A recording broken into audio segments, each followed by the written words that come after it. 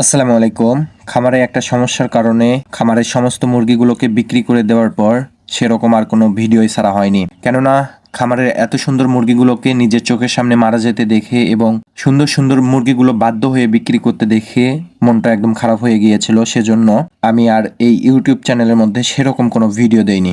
এর পরবর্তীতে একটা জিনিস চিন্তা করে দেখলাম, যেহেতু আমার খামারে সেরকম কোনো প্রাণী নাই, খুবই অল্প সংখ্যক প্রাণী আছে, এই প্রাণীগুলো দিয়ে এখন ভিডিওর মাধ্যমে আপডেট দেওয়ার সেরকম পরিস্থিতির মধ্যে নাই আমি। সেজন্য আরও একটা বিষয় চিন্তা করে দেখলাম যে আমরা যেহেতু সাংসারিক কাজের সঙ্গে লিপ্ত আছি, এই সাংসারিক কাজের কিছু ফুটেজ দেওয়ার চেষ্টা করব আমি আপনাদের মাঝে। আজকে যেরকম একটা নতুন সিস্টেমের ভিডিও দিচ্ছি, এরকম নিত্য নতুন ভিডিও দেওয়ার চেষ্টা করব আপনাদের মাঝে। যদিও এই ভিডিওগুলো করা ছিল প্রায় 4 থেকে 5 দিন আগে, তবে ঝড় বৃষ্টির কারণে, কারেন্ট না থাকার কারণে এগুলো এডিট করতে পারিনি এবং পোস্টও করতে পারিনি। সেদিন দুপুরবেলা গরুর জন্য ঘাস কাটতে গিয়েছিলাম। আমাদের বেশ কয়েকটা গরু আছে, তবে আমাদের সাংসারিক যে কাজগুলো, এই কাজগুলো আমি কখনো আপনাদের মাঝে দেখাইনি। শুধুমাত্র আমার খামারের কাজগুলো দেখানোর চেষ্টা করেছি আপনাদের মাঝে। তবে এখন থেকে নিয়মিত আমার সাংসারিক কাজগুলো দেখানোর চেষ্টা করব।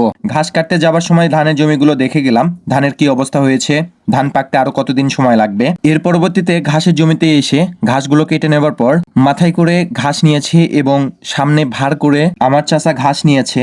যদিও আমাদের ঘাসের জমি বাড়ি থেকে একটু দূরে হওয়ার কারণে একজন মানুষের একটা ভার বাড়ি পর্যন্ত নিয়ে আসা একটু কষ্টকর হয়ে যায়। সেজন্য আমার চাচা বলল আমি ঘাসগুলোকে রাস্তা পর্যন্ত উঠাই দেই, এর পরবর্তীতে তুমি নিয়ে যেও। সেজন্য আমি প্রথমেই ঘাসের বোঝাটা মাথায় নিয়েছি এবং ভারটা আমার চাচা নিয়েছে। এর পরবর্তীতে সেদিন আর কোনো ভিডিও করা হয়নি। পরের দিন সকালে এসে আমাদের মরিচ এবং বেগুন করেছে, এই জমিতে এসে একটু নিড়ানির কাজ করতে হয়েছে। কেননা মরিচ এবং বেগুনের জমিগুলোতে যদি নিড়ানি না দেওয়া হয় তাহলে এখানে পানি দিলে এর পরবর্তীতে যে ঘাসগুলো, ছোট ছোট ঘাসগুলো আছে, এগুলো আরো বড় হয়ে যাবে, তখন মরিচ এবং বেগুনের গাছগুলো উঠতে পারবে না। সেজন্য এগুলো ভালোভাবে একটু নিড়ানি দিয়ে দিলাম। এর পরবর্তীতে ওই দিন বিকেল বেলা ঘাসের জমিতে এসে আবারও ঘাস কাটতে হচ্ছে। কেননা আমাদের একটা ষাঁড় গরু আছে, কুরবানিতে বিক্রির জন্য প্রস্তুত করা হচ্ছে।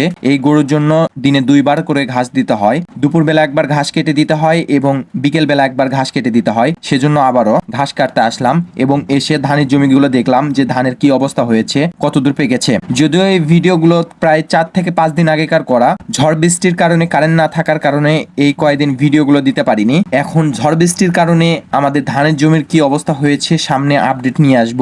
যদিও এই ধানের জমিগুলোর একদম অবস্থা খারাপ হয়ে গিয়েছে, ধানগুলো মাটিতে নিয়ে পড়েছে এবং ধানের জমিগুলোতে পানি বেঁধে গিয়েছে। এগুলো আস্তে আস্তে ভিডিওর মাধ্যমে দেখতে পারবেন। ঘাসগুলো কাটা হয়ে গেলে এর পরবর্তীতে ঘাসগুলো বাড়িতে নিয়ে যেয়ে গরুকে খাবার দিব। আর আপনারা বলতে পারেন যে এইটুকু ঘাস কেন? যেহেতু আমার একটা ষাঁড় গরু আছে, একটা ষাঁড় গরুর জন্য বিকেল বেলার খাবার এইটুকু হলেই হবে। এর ফাঁকে আমি আপনাদের মাঝে আরো একটা আপডেট দিয়ে যাই যে আমি যে মুরগিগুলো বিক্রি করলাম বাধ্য হয়ে, এই মুরগির টাকাগুলো দিয়ে আমি কি করেছি। সাধারণত এই মুরগির টাকাগুলো দিয়ে 2টা ছাগল কিনেছি। একটা ছাগল আমার টাকা দিয়ে কিনা আর একটা ছাগল আমার বাবার টাকা দিয়ে কিনা, এই 2টা ছাগল কিনা হয়েছে। এবং আমার খামারে বর্তমান কয়টা মুরগি আছে? এখন আমার খামারে বর্তমান প্রায় 11টা বড় দেশি মুরগি আছে, 2টা মোরগ এবং 9টা বড় মুরগি আছে ডিম পাড়ার জন্য।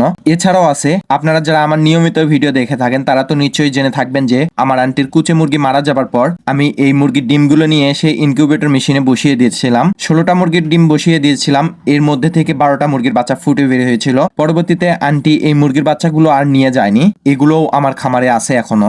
যাই হোক, ঘাসগুলো কেটে নিয়ে আসার পর আমাদের ষাঁড় গরুকে ঘাসগুলো খেতে দিতে হবে। এখন ভিডিও স্ক্রিনে যে ষাঁড় গরুটা দেখতে পাচ্ছেন, এটাই আমাদের কুরবানিতে বিক্রি করার জন্য ষাঁড় গরুটা প্রস্তুত করা হচ্ছে। আপনারা আমার এই ভিডিওগুলো দেখে একটু মাশাআল্লাহ বলে যাবেন, কেননা মানুষের বদনজর খুবই খারাপ জিনিস। এটা বদনজর আছে, আমি এটা বিশ্বাস করি। সবাই একটু মাশাআল্লাহ বলে যাবেন। আমার খামারের ভিডিওর পাশাপাশি এই সাংসারিক টাইপের ভিডিওগুলো দিব কিনা সবাই একটু কমেন্ট করে যাবেন। আজকের ভিডিওটা এই পর্যন্তই। আসসালামু আলাইকুম।